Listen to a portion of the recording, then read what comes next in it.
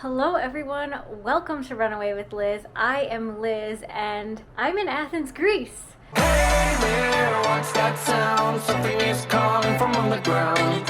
Hey, I didn't notice. Hey, I didn't notice. We're not slowing down. Something is calling from underground. Hello and thanks for tuning in to Runaway with Liz. I took a solo trip to Athens, Greece to run the Athens Marathon. While I was there, I took the opportunity to visit the city's world-famous archaeological sites and museums, and boy oh boy, did I not know how much I did not know about Greek history. I don't know what this is yet, but I'm going to learn. So if you enjoy looking at beautiful rubble and learning Art History 101 facts about columns, you might enjoy coming along with me as I explore the sights of Athens, Greece. Hey there, what's that sound? Something is calling from underground. Hey, I didn't notice. Hey, I didn't notice. We're not slowing down. I'm in my hotel room because it's a little bit quieter than outside the beautiful balcony where I've been having a little kind of an espresso pod from my room and trying to decide what I want to do next. I just flew in today, so I'm freshened up, but I'm pretty jet lagged still, so I'm thinking I'm going to take my trusty Rick Steves pocket guide and go on a little self-guided walking tour this afternoon and just kind of get my bearings in this city that is very loud. It's a loud city. My first stop is Syntagma Square and on to the Tomb of the Unknown Soldiers, where the famous evzone guards stand watch.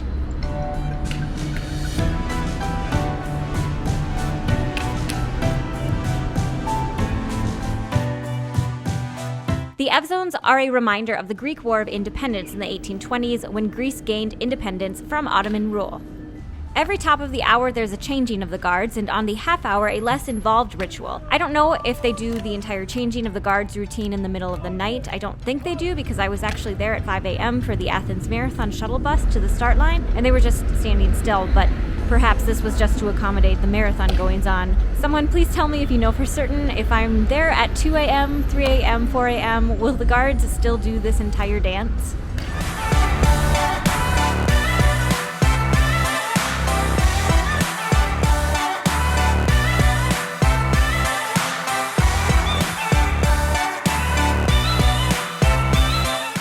The ritual is strange and mesmerizing, and it's like what's anti-ASMR? Like, instead of making you feel calm and relaxed, it gives you a funny grating feeling inside your intestines.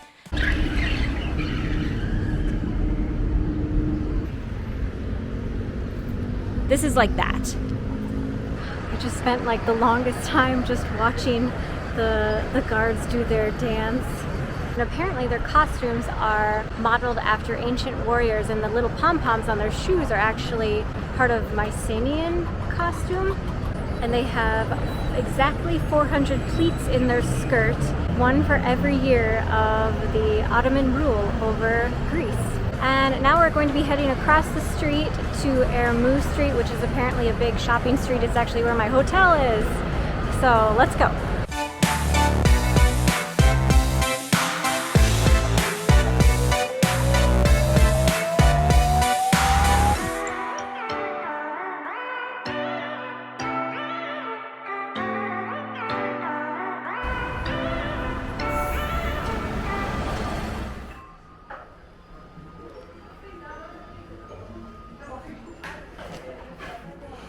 On my way to the Acropolis this morning. It sounds like there's really no way to get there other than up. I think it's gonna be like a 20-minute climb or so. There's tons of cats everywhere here. Hi, buddy. Oh, he's being fed. He makes me miss little Channing. I wasn't sure if this is right, the direction I'm going, but I think it is.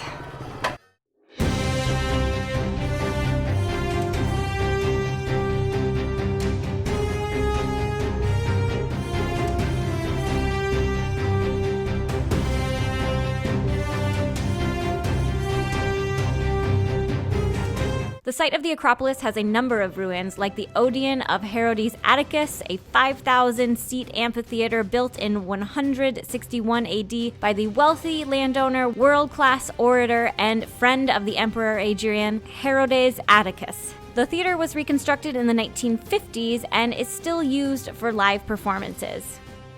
You'll also see the Temple of Athena Nike and the Monument of Agrippa.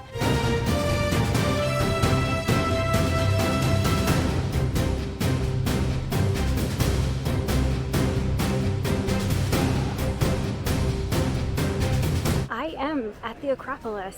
It was a pretty steep walk to get up here, so you definitely want to be like a little bit physically fit, I think, because there's certainly steps.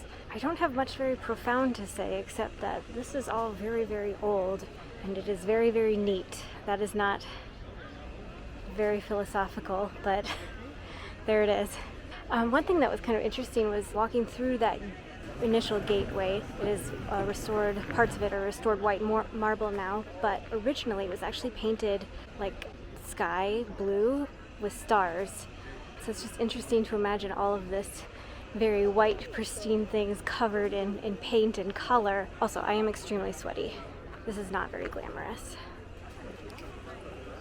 You can see the water back there. But what are we doing? Let's look at this Acropolis. So this is the Parthenon.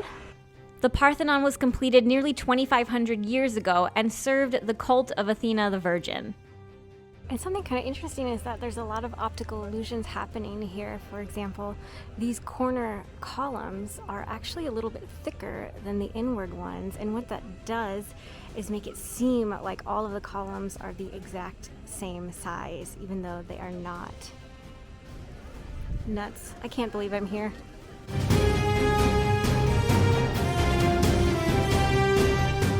On the Acropolis, you'll also see the Erechtheion, built on the site that used to house the Mycenaean palace centuries prior. Now it's best known for the Porch of the Caryatids. These are reconstructions, actually, that you see here, and the originals are in the Acropolis Museum, which we will see later. So this temple is primarily Doric style, and this temple is primarily Ionic style. And this is a note to me to look both of those up later. Right, we're saying goodbye to the Acropolis. Bye, Acropolis. We're gonna head to the Acropolis Museum, though, and learn a little bit more.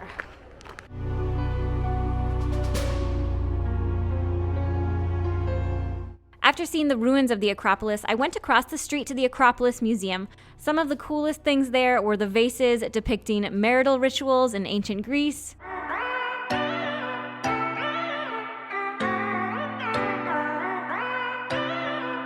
seeing some of the remnants of paint on statues and sculptures and imagining what they used to look like.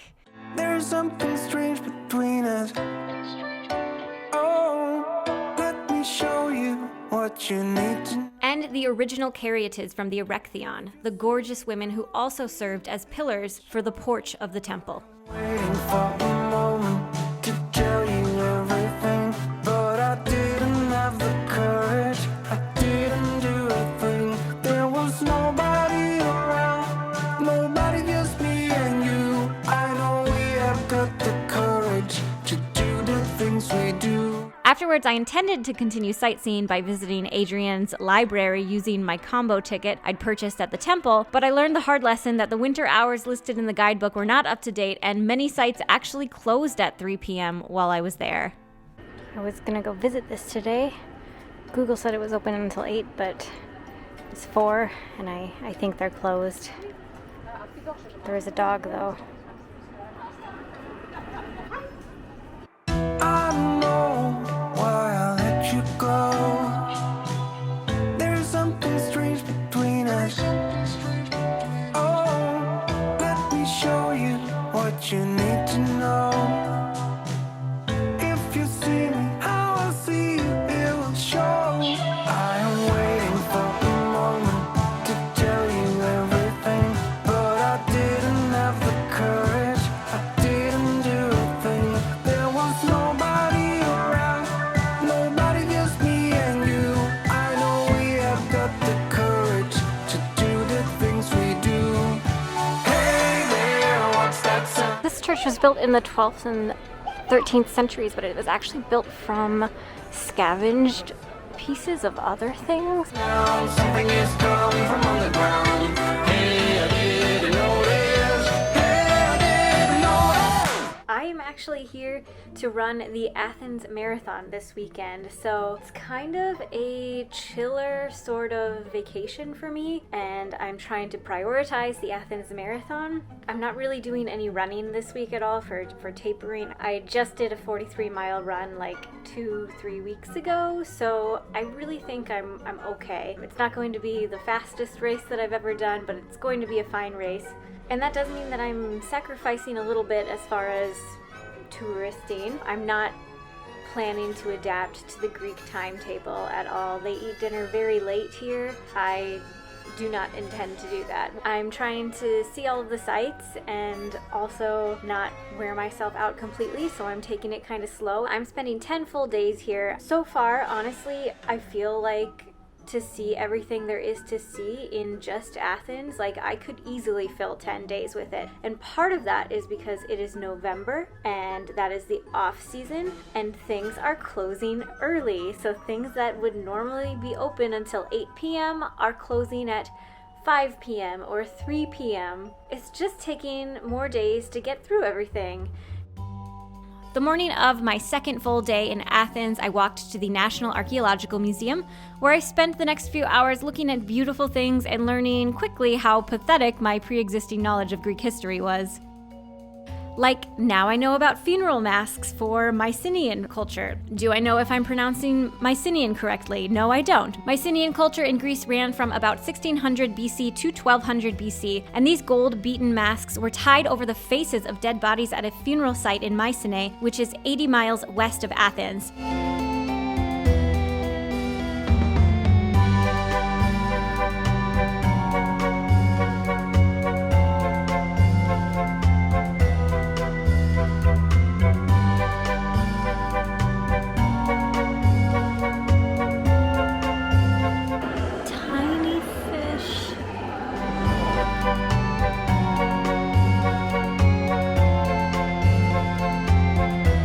Also lots of examples of something called kore and koros statues from the post-Mycenaean time, referred to as the Archaic period, which ran from around 700 BC to 480 BC, ending with the Persian sacking of Athens.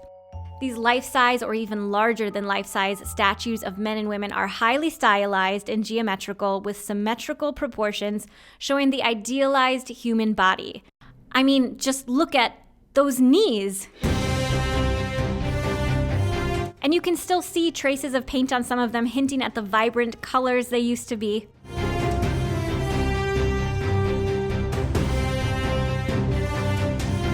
Another archaic giveaway is that Mona Lisa smile.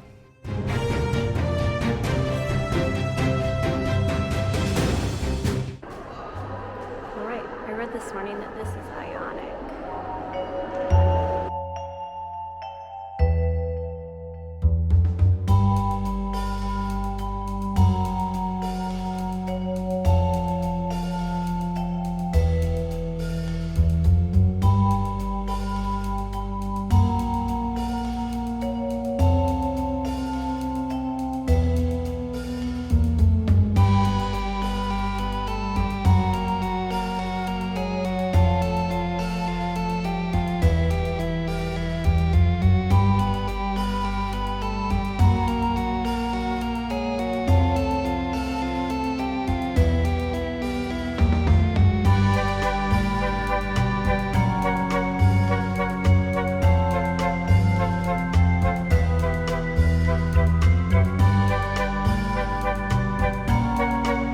There are a number of iconic sculptures in the National Archeological Museum. One of my favorites, though, was the statue of the Fighting Gaul, circa 100 BC, an image of a man who's been wounded in the thigh and is defending himself in the midst of battle. Another is this bust, but mainly because it looks like Channing Tatum, my cat's namesake. How sure are we that Channing Tatum isn't a time traveler? He's always seemed like an old soul to me. All right, I just spent the last 3 hours in the Archaeological Museum, which you can see behind me. And now I'm going to be heading back to the hotel to go hydrate a little bit and maybe use the bathroom. The bathrooms here don't have toilet seats. I would rather go in a squat toilet than a toilet with no seats. That's my little diva thing, I guess. And then afterwards, after I go to the hotel, I'm gonna head out and see the Agora. So it should be a fun and very packed afternoon. Well, I finally got into Hadrian's library. Maybe it's Adrian's library is how you say it. It was closed yesterday when I got here around 4, but it is 2 o'clock and I'm here. It's, I think the oldest library in Greece. I don't know. I need to read up a little bit more and learn a little bit more about it. But this little guy over here is totally stealing the show already. Oh, this is a lot bigger than I thought it was going to be. So are these Doric or Ionic? I think Doric. And I think Doric because they're all smooth at the top.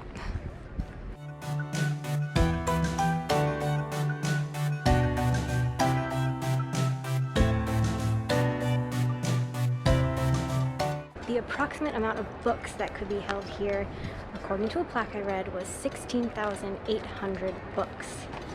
And I don't know if that is considered a lot or not. And I think Hadrian was an emperor. I saw his bust at the Archaeological Museum this morning. So yeah, we're learning a lot on this trip.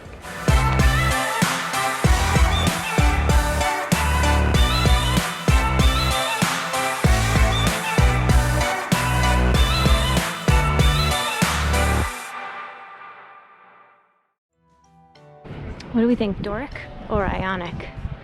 Or Corinthian?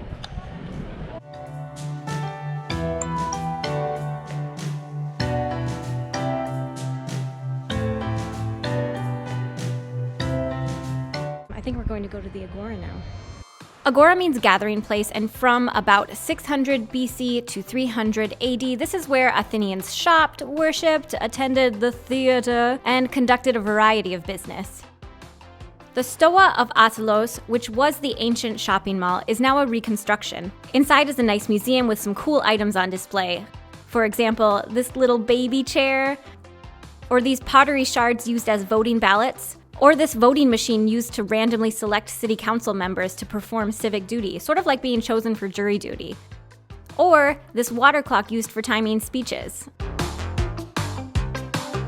We have another type of column to add to the mix. Corinthian. Learning so much about columns. This is the Great Drain. The Great Drain was dug in the 5th century BC, and it's still functional today. I think this is so cool. Is there anyone that doesn't get excited about ancient plumbing? I really can't picture it.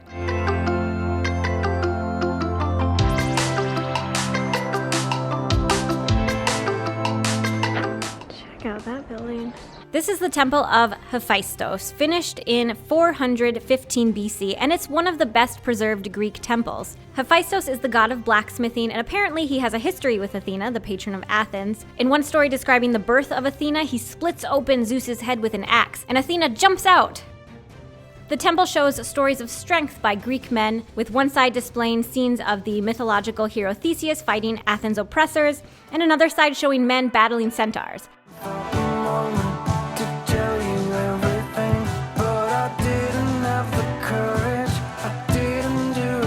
I didn't even see with the sun this church back here. Just me and you. I know we have got the courage to do the things we do. Hey there, what's that sound? Something is calling from underground. Hey, I didn't notice. Hey, I didn't notice. We're not so. I don't know about this for all of Greece, but Athens feels very grab and go. There's a lot of people that have their coffees and their drinks to go, or a big pastry or meat thing to go, and they're just eating on the run. It feels very American. So I was kind of surprised to see that. If this is totally off the mark, please let me know. I've only been here for 3 days, so I know I'm not going to get all of the nuances of the Greek culture or even just the Athenian culture. Okay, we just had 2 very jam-packed touristy days, and I am loving this. Modern Athens appears dominated by a pale color palette and neoclassical simplicity, and that's what many of us think of when we think of Greece. White marble, straight lines. But one of my favorite things I discovered quite quickly is that the Greece of the past was full of bright, vibrant colors and patterns, and it was anything but simple. This was only part 1 of a multi-part series sharing my trip to Athens, Greece. And if you enjoyed this video, maybe you want to give it a thumbs up and maybe even subscribe to the channel Runaway with Liz, where I share videos about traveling, running, and just general good times that might have little to do with either. I love you. Thanks for watching and take care, everyone. See you next time. Bye.